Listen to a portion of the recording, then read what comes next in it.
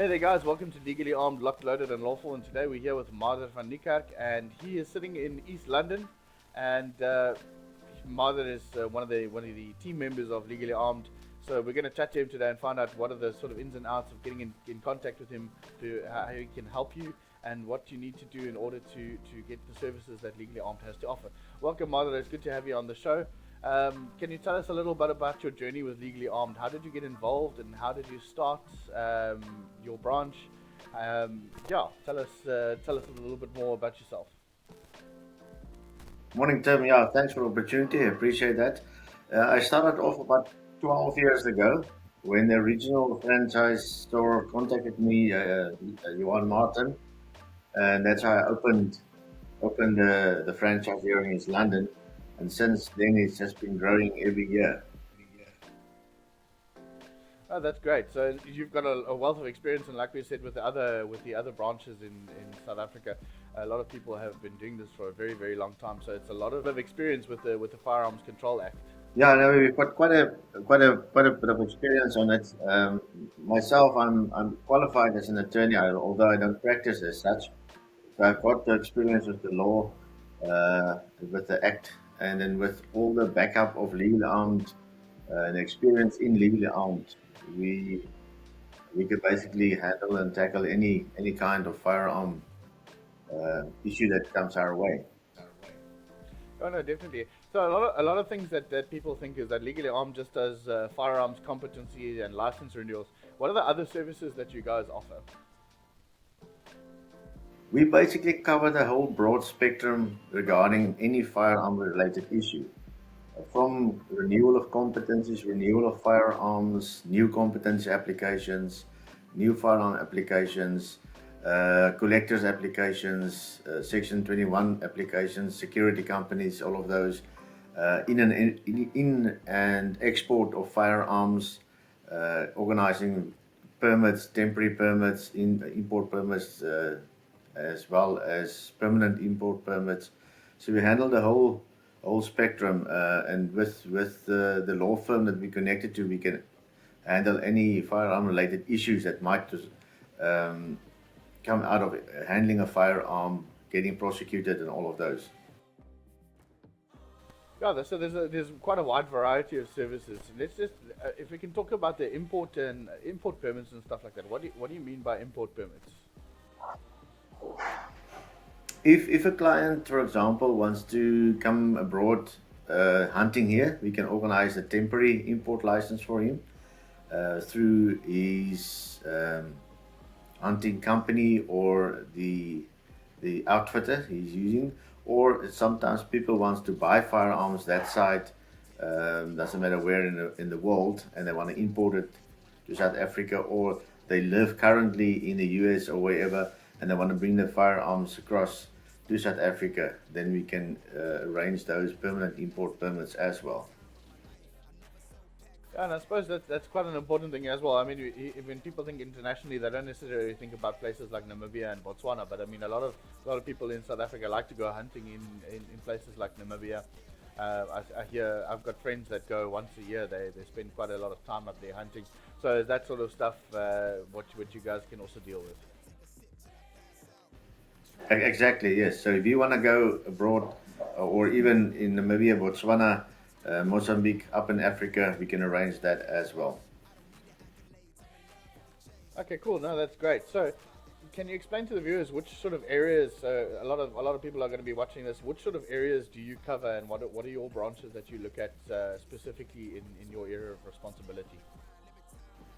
Yeah, Tim, basically, I've got the Eastern Cape branch stretching. I'm based in Beacon Bay, East London, but I work all the way from Tata, Queenstown, radius up to Port Alfred. Sometimes some of my old existing customers moved outside these regions, and I'm still able to assist and service them properly. So I cover basically the whole this side of the Eastern Cape. Okay, so in your area, you've obviously got you're serviced by quite a variety of DFO's offices in the area. So we all know getting firearm licenses sorted out or anything to do with the Firearms Control Act, that specific stations often have specific requirements that are outside of the act, but that we sometimes just have to comply with for the sake of just complying with. For example, I know in Stellenbosch, when I had to get my license, I needed to provide a doctor's letter. I think there was a court case in the area. I had to provide a doctor's letter to the DFO stating that I was mentally sound and I didn't have mental instability issues and things like that. Although that's not required in the act itself, I did it anyway, so I didn't have to sit with the rigmarole of making a bad friend with my DFO and fighting with them about it. Yeah, you're quite right. So each and every DFO got their own way of doing things and dealing with things, and going a little bit outside the requirements. By keeping your finger on the tap and having a good relationship with your DFOs, visiting them. I know most of my DFOs personally. It does help with applications. You know which DFO requires what and what's their preferences. So by keeping on top of everything, you can deliver so much better service to your client. Taking, as you said, the rigmarole out of the whole thing, you provide a complete service. He or she can just take the application in, sign it in front of the DFO, and they know the application so well, and they know that everything is done according to the needs and specs and the regulations, that it most of the times it just goes smoothly. There's no rigmaroles or any hiccups. And by keeping your relationships with the DFOs open and on a constant basis, it does help a lot. No, definitely, that's for sure. So obviously when clients come to you, what are some advice for people in your area to have in mind before they approach you to sorry, let me just recover that again. So what is the advice that you have to people coming to you and potential clients coming to you? What do they need to have in place before the things that they want to do? So for example, if they want to have competency renewal or license renewal, is there any requirements that you need them to have in place or ready for you when they approach you? What advice can you give to a new firearm owner? There's no real advice you can give someone. By having a consultation with them, you basically smoothen out everything, and we do supply a client with a complete short questionnaire which you can complete, as well as a complete checklist of what we need. And by just following those rules and guidelines, it makes it easy for them just to supply us with what we need, all the requirements and necessary information and support documentation, which hopefully makes everything running smoother and get the application done quicker.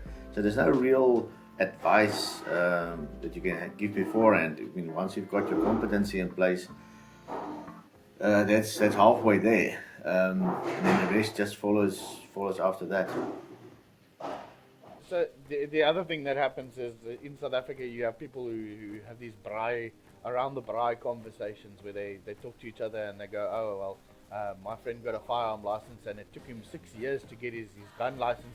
It's a waste of time. Rather get yourself a gas pistol or a one of those silly blank guns that people are paying 10,000 rand for. In your experience, when it comes to applications and things like that, these are things we're trying to dispel. Obviously, you've been doing this for 12 years now. In your experience, what's the standard kind of waiting period? And we're not talking about freak accidents where the DFO was driving to the head office and had a car accident and all the paperwork that he was transporting was scattered along the road. In a standard sort of situation, how long can people expect if they apply for their competency first and then go for their license? How long can they expect for that time period before they start and finish to have the firearm on their belt? Tim, I'm not going to let me out on the blank guns and pepper guns and those things that you want to use actually for self-defense. That's a totally different topic and for another day, I think. General waiting period, once it's captured, the main thing is to make sure that your application is captured. No use it lying on the desk of the DFO for a month or two. That doesn't count as part of the waiting period. Well, it does count technically, but not according to the Act and the regulations. So my main thing and advice to clients is once you have submitted your application, follow up with it within a couple of days and make sure it's captured. From there on, the system is working. Sometimes slower than other times, and then hopefully most of the times it's quite quick. The competency waiting period is anything from 2 to 4 months. The average we usually find is around about 3 months for a competency. In that period, we usually start with the preparation of your firearm application. So once your competency is approved, then basically everything is in place. You just put the competency details in, and you can hand over the application to the client. Your firearms applications and approvals are actually going much quicker nowadays. I've had a month or so, but that's a little bit unusual.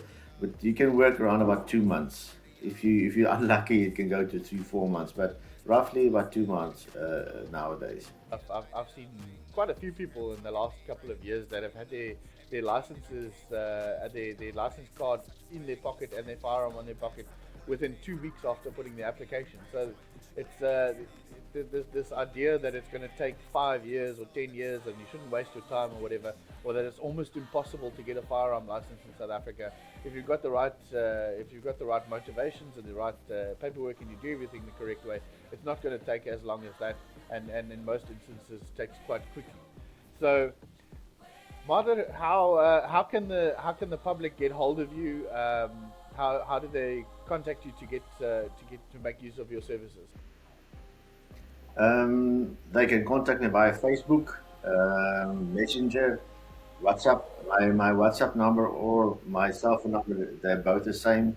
It's 07160200570, or my email through Legally Arms email, or it's Mader, Mader, at legallyarmed.co.za. And then as an alternative, you can also go onto the website and you can go through there all the different branches, and you can contact me through the website as well. And I'm one of I think there are about 26, 27 different branches in South Africa, legally armed branches. And there are a couple of us that's also that got dealership licenses. So a lot of people contact me through my dealership as a firearm dealership. I'm not a complete 100% dealership like a Waldman or one of those Safari and those people. But I do specialize in storing of firearms. I do specialize in estate firearms. So I work with a lot of the banks and the attorneys handling their estate firearms, transferring those firearms. And then also out of that, I do a lot of sales for second-hand firearms. A lot of clients bring in their firearms to us, and we advertise and sell them on their behalf.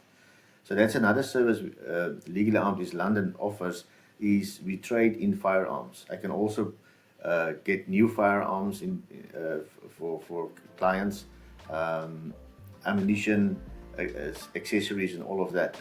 So yeah, we've got a complete dealership license. We've got a premises. Everything is approved and accredited.